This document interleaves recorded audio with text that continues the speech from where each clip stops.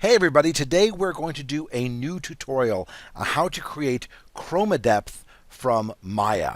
Now, this is going to be a really weird one. I've got a lot of things to go through. For those of you who are not familiar with Chromadepth, then why are you watching this demo? Well, to be honest with you, Chromadepth creates 3D from color. Chromadepth is owned by American Paper Optics, which is a great company, and I love them. And you can go to their website at chromatech.com, and you can go and buy glasses in bulk from them. Or if you want to play with Chromadepth glasses, you can go to Bears in Stereo, where I buy my glasses from. And what they are is they're prismatic glasses, and these prismatic glasses turn color into depth. Now, not a lot to see on these pages over here which show you that you can buy glasses. They're not red blue. They're actually clear, at least they look clear when you look at the glasses. If I come over here to the glasses, 3D glasses, and I scroll down to Chromadepth, Chromadepth glasses actually look clear, and what ends up happening is that one eye, that there's little prismatic gratings in them. And what's cool about them is they come in two different flavors, by the way. When you get to Chromadepth glasses, they come in standard and HD. In the standard, the lenses are actually prisms on both sides, which gives an exaggerated sense of depth, but they're a little bit more blurry. With the HD, you only get the prismatic rating in one side, and actually that's fine for the type of work that we're going to be doing. You'll see here you can buy them in 3-packs or 10-packs. If you go to Chromadepth page and you click on Buy Now, you're going to find that the HD glasses are sold in 50-packs, which is great, by the way, because they're really, really cheap that way. But again, they look like regular glasses. You probably have seen them before. Crayola sells a lot of stuff that uses the Chromadepth glasses. Now, on my webpage, if you go to the Creative Endeavors of Jared Bendis or jaredjared.com, and you click on New Media, and Chromostaroscopy for use in visualization, you're going to find a nice little example of the types of colors that can translate. With glasses, by the way, these things pop beautifully. Without glasses, they're just regular colorized images. That's what makes it different than anaglyph or red-blue. When you're looking at anaglyph or red-blue stereo images without the glasses, they look like gibberish. With these, they just look like pretty colors. But with the glasses on, the pretty colors turn into depth, and that's what makes it so much fun. This part here we'll get to in a little bit.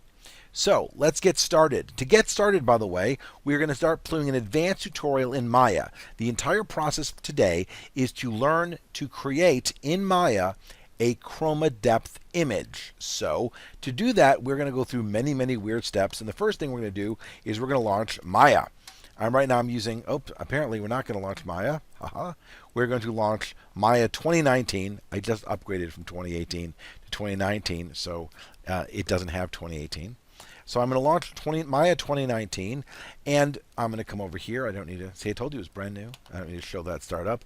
Here I have my default brand new clean version of Maya. Now, what I need to do is change a setting in Maya to be able to make this entire process work. So we're going to do this together, and I'm actually going to put some of this in print at some point as well. I'm going to go to Windows, and then I'm going to go to Settings, Preferences, and Preferences. And under the rendering listing, right here under rendering, under preferred render setup, you see where it says render setup? I'm going to change this to legacy render layers. This is going to make what I'm going to try to do next work. And of course, to make this work, I have to hit save. And I actually have to relaunch Maya entirely. Don't need to save the scene, just need to save my preferences. So that setting we only have to do once. Once I've done that setting, it stays that way. You might want to change it back for your other work, or in my own case, I'm going to leave it that way permanently. And I'm going to go back to Maya 2019 now that I've got that set in place. I'd like to thank my student Aiden for volunteering to let me use one of his scenes to make this possible. File, Open Scene. On my desktop, I should have something called Chroma Demo. And there it is. And if I open it, you're going to find that I have this beautiful, wonderful scene. It's lovely, isn't it? Now, when we're dealing with Chromadepth, we are going to be dealing with what's called a Z-map or a depth map, which means I need to create a render where, from the camera's point of view, everything is colored from near to far. This is different than lighting. When I'm lighting things, lighting is just where the light hits it. In this case, the item that's nearest is going to be pure white, and the item that's farthest away should be pure black, and everything will be a shade of gray in between. It's called a depth map. Again, it doesn't matter how it's lit. The lighting is irrelevant. What's matter is the distance from the camera. Now that being said, later on, because I'm going to want to composite this with a real image, I do need it lit. Now, the lit version of this is just going to be something monochromatic. I'm not really worried about any sort of color because the only color we're going to be using is the color of the chroma depth. So I'm going to come over here, for instance, and I'm going to do a quick render and see what this looks like. So I can see that, I can see that he did in fact, and that is a beautiful render view, isn't it? That is lovely. I can see that it has been lit and I can see it. So this is a very useful view. Whenever it's going to happen, you want to make sure that you're going to render it in two ways. One way you're going to render it is, of course, monochromatically and lit. That's so that I can have something underlying. Otherwise, I'm just going to get the depth map with no actual edges or shapes to it. All right, that's nice. Let's come on back to where I was before. All right, so I'm back to where I was before. And again, the first thing we need to do is decide what our composition is. While this is a technical demo, it's still an aesthetic demo, and it's still an aesthetic journey because we're going to have to make some questions along the way. So if I come over here, and I'm assuming that you know how to use Maya, or at least you know how to use Maya somewhat. If I come over here and I Alt and left click, I can literally angle around my camera. I can also zoom in out with the scroll bar. And what I want to do is I want to find the perfect view that's going to show off the nice amount of depth. Now I could go like this, and of course it'll be kind of deceiving because you won't see the depth until you zoom, but I want to get some nice good angles in there. I want to get something that's going to give me a nice exaggerated sense of depth. I'm also want to make sure that I don't break my window. I don't want to cut things off. I want to see things go back to sort of infinity. And again, let's do a quick render and see what it looks like. And that's a nice looking room. That's lovely. And now I don't know what my render settings are yet, so I'm going to come over here and I'm going to click on my render settings so I can see what I'm looking at. How big is that? Well, that's right now 1920 by 1080, which is HD, but I really want to go bigger than that. I'm going to come over here and I'm going to render it 3000 by 3000. If you're wondering why 3000 by 3000, that's because if I decide to print it at 300 dpi, that's 10 inches square. So I'm going to come over here and hit close, and I'm going to render, knowing that this is my composition, I'm going to render my scene. Give it a moment. A lot of negative space here. A lot of negative space here. I probably, from that perspective, can zoom in a bit. And, all right, so this is going to be my composition. I'll worry about the negative space later. I could always reframe things, but this is going to be what I'm going to be looking at. So let's come over here, File, Save Image. Now, when I save the image, and I'm going to go back to my Chroma demo, and I'm going to save it as a PNG file, and I'm going to come over here, and I'm going to save this as rendered PNG. Great. So I'd go ahead and hit Save. Yep. And now I have this file and we're good to go. Now I'm going to go back to my settings and I'm going to change my resolution from 3000 by 3000 to 600 by 600.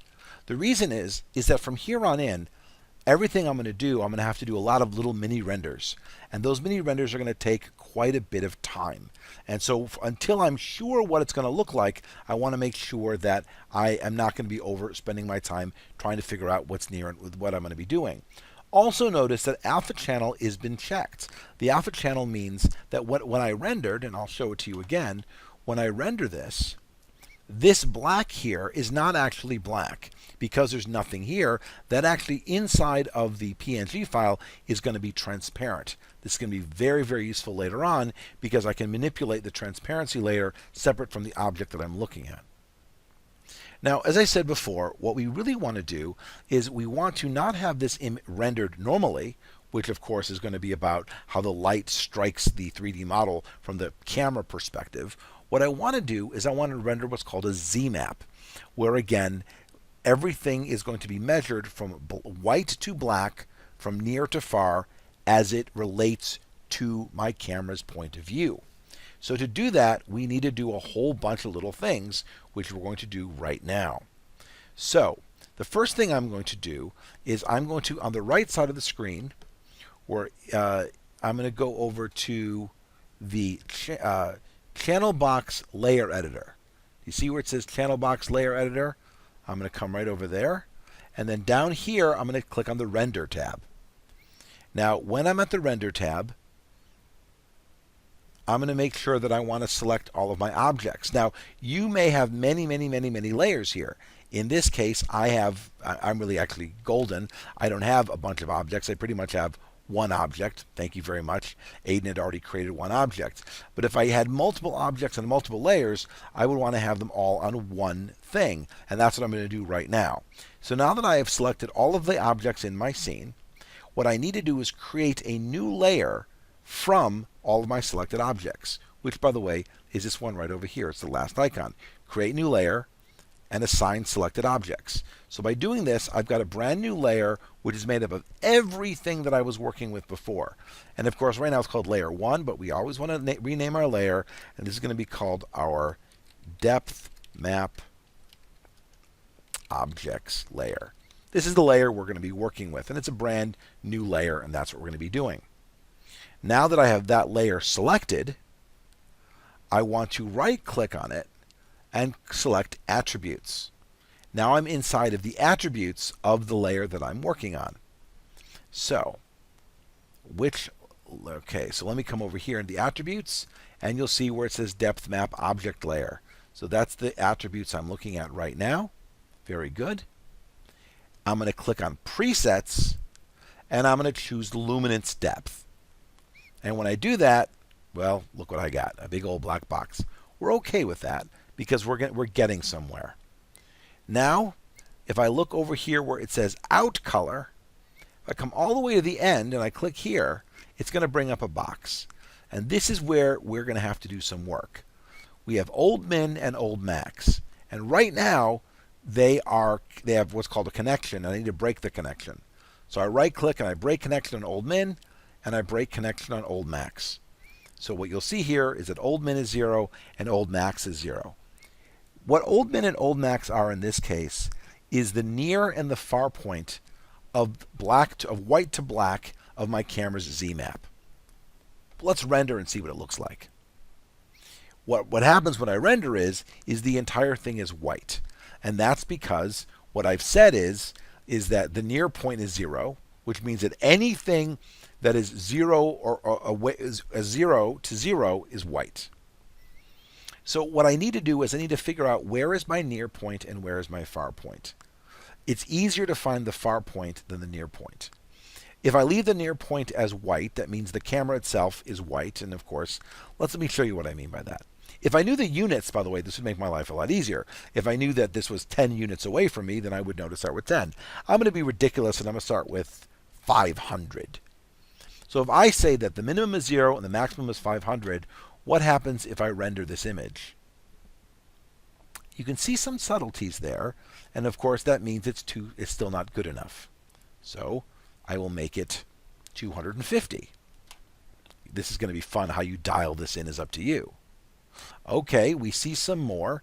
And what you're seeing, of course, is, again, it's going white into gray. And ideally, we'll start seeing some black show up. And, of course, then we want to get rid of the black. So 250 is not there. So let's try 125. Ooh, now we can start seeing some shades of gray. But we haven't gotten any black yet, which means we haven't clipped our distance. So let's go down to 67. Okay, that was too close, which means that somewhere between 67 and 125 is our number. So let's go to 100. Okay, that's good. 100. Do we see any pure black? No. So we're not there yet. So 100, let's try 90. Aha! Now this helps us understand what's going on. There is a plane parallel to my camera that is now slicing through this model, and that plane is now pure black. That plane is too close. So because what that means is that everything from that plane back is infinity, which I don't want it to be. So 90 is too close. So let's try 95. Ah, that's close. Look at that. A little bit of black. Now, I don't actually want any black. I actually, in an idealized world, the black would begin immediately after my model. So I'm going to go to 97, and I don't worry if I'm missing just a little bit here. Okay, that's good. There's no black in my model. You can see that. It's a dark gray, but there's no black. But there's also no white. So while my far point is great, my old max is beautiful at 97, which by the way means that from my camera, wherever my camera is in space, units wise to this far point, 97 units away. But what that means is that if there was anything closer to me, it would also be getting some of the lighter shades of gray, and that lighter shades of gray is being squandered on no model. Now I could fix this in post, but I'm trying to create as many layers of gray as possible. So what I'm going to do is I'm going to start going the other way around. Now let me come over here and exaggerate. Let me actually come over here and do 60. We know 60 is wrong. Let me come over here, and what you'll see, of course, is that some of this has gone pure white. It's gone pure white prematurely. So if 60 is no good, what about 50? Render it again. And you can start seeing why it's a lot easier to find the end point than it is to find the beginning point. If I come over here to 30, you can see, well, there's no white. 40. I think there's any white there as well. I'm going to keep trying to go until some white emerges. Now we have white. So I'm assuming that this is somewhere between 40 and 50. And again, because I can't go perfect, I'm just going to go until I'm sort of roughly happy. So in this image here, notice, by the way, there's no sharp edges, no detail. The pixels only represent depth from white to black. And again, this black isn't really black at all. The outside black is just alpha. So it goes really from this point to this point. So now that I've come up with my old min and my old max, which, by the way, will vary from camera angle to camera angle, from model to model, you've got to figure out the limits of your depth yourself. Now that I've done this, I can go back into my settings and say 3000 by 3000.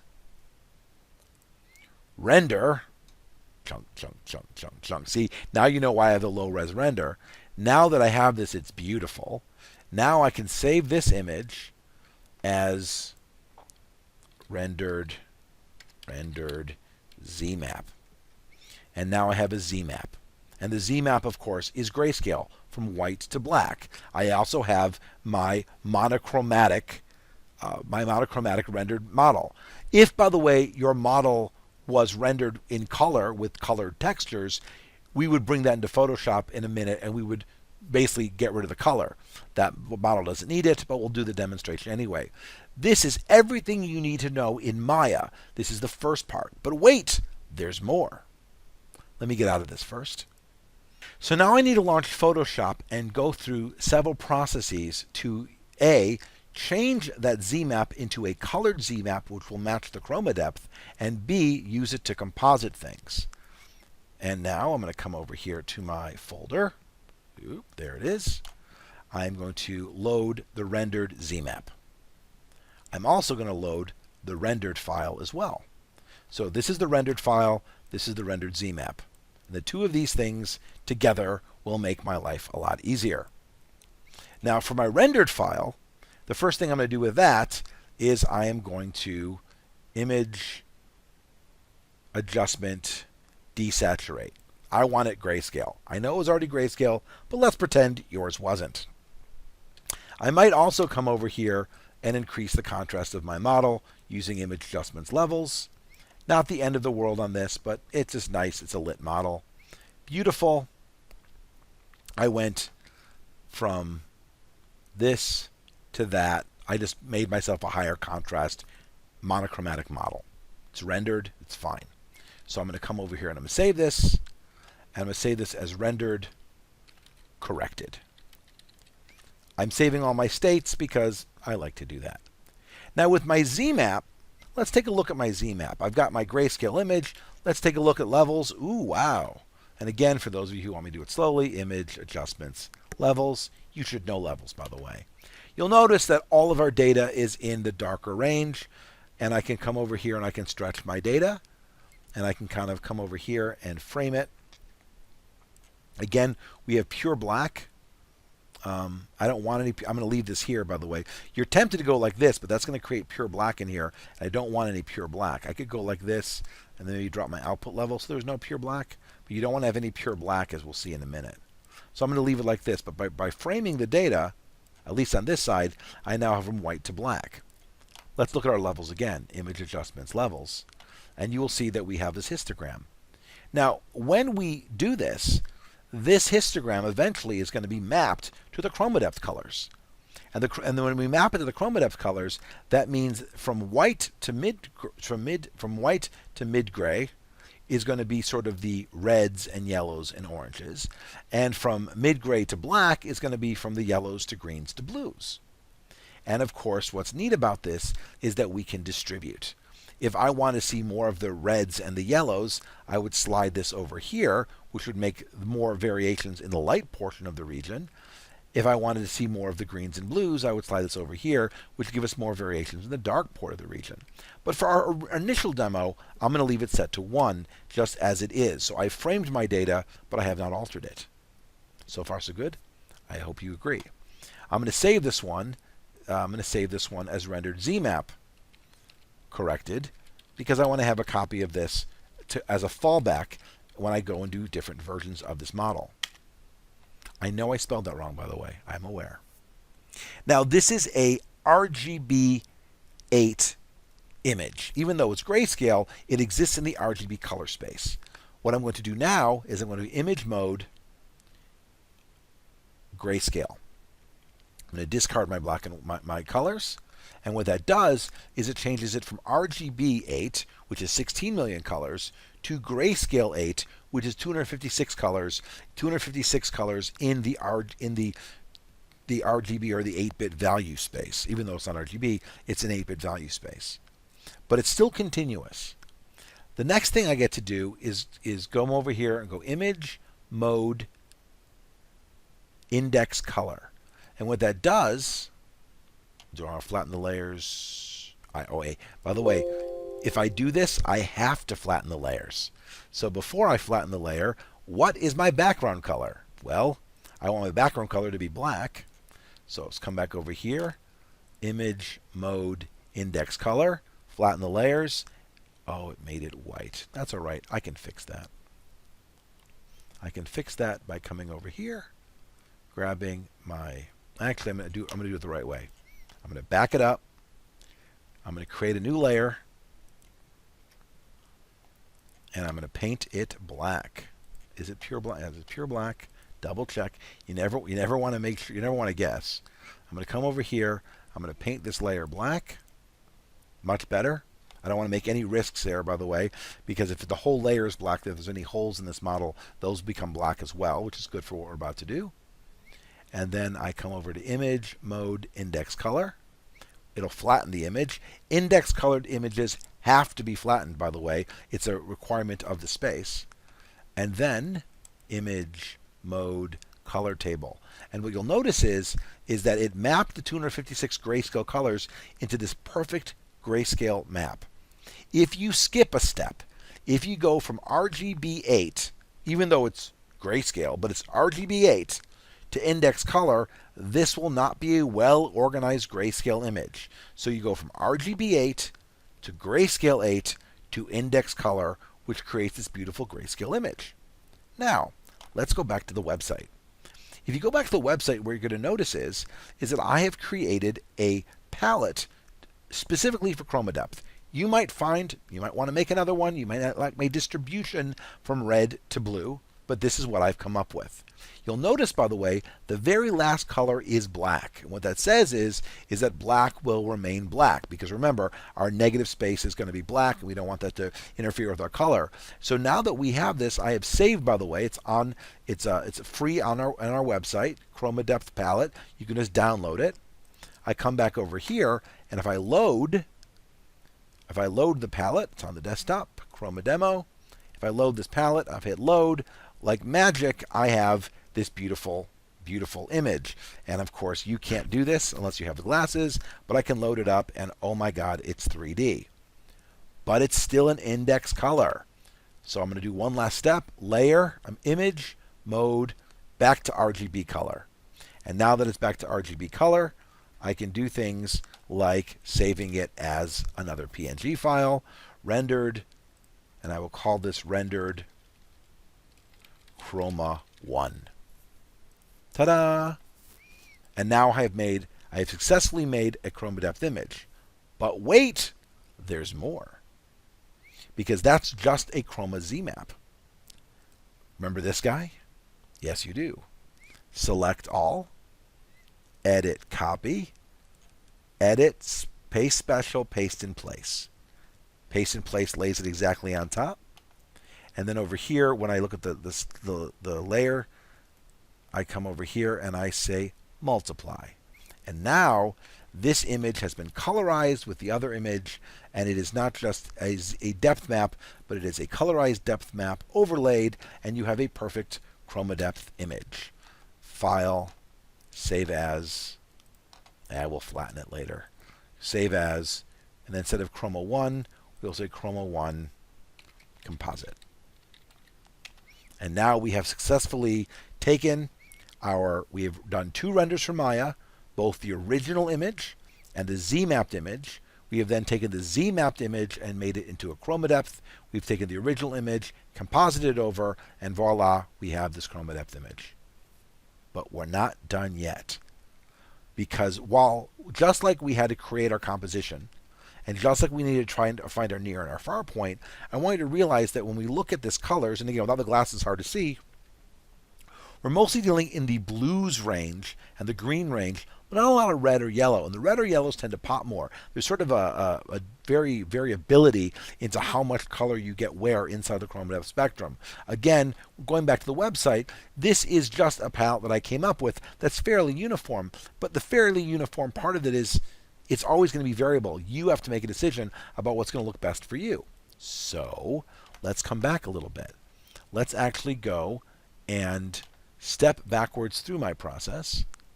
And let's come back over here. And remember, this part was good. We made the levels.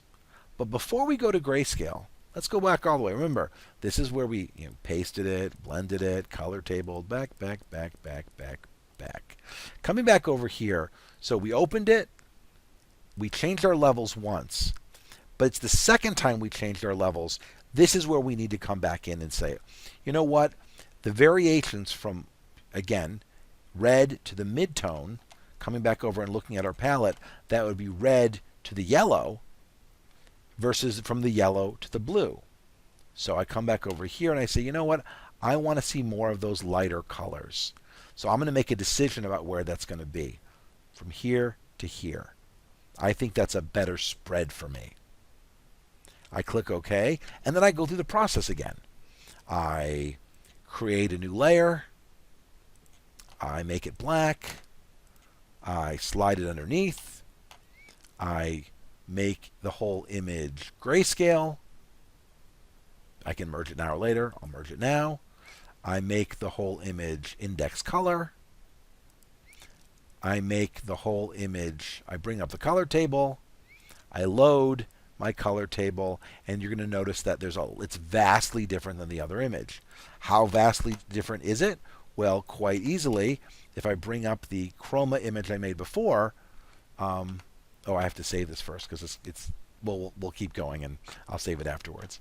So, but you'll see there's clearly a lot more red and orange in there. And again, if I put my glasses on, ooh. So I've got that. I go back to RGB color. I then come back over here, still in memory, edit, paste special, paste in place, and then I multiply my composition, file, layer, flatten image, file, save as, and I'm going to call this Chroma composite, Chroma 2 composite. And so now I will load right next to it Chroma 1 composite. And you can see how the colors have shifted. They are both valid Chromadepth, but I got to decide the way that the color was distributed. And again, they both, without glasses on, they both just look like, sort of like a heat map, though it's not a heat map at all. It's a colorized form of depth map. And this is, in a nutshell, how you take, in Maya, render an image, establish a near and far point, render a Z-map, take that Z-mapped image into Photoshop, determine how the Z-map is spread, make it into grayscale, index it, remap the color into my Chromadepth palette, which again is free for you to use, composite it back in, multiply it, and save the image, and voila, like magic, you've got your Chromadepth images. I hope you find this tutorial useful. I will be creating a shortened version of this in text so that you can follow along. I think the video version is probably a little bit better because of the amount of iterations that we do. Please tell your friends, subscribe to my channel, all that good stuff. I hope you've enjoyed this. Bye.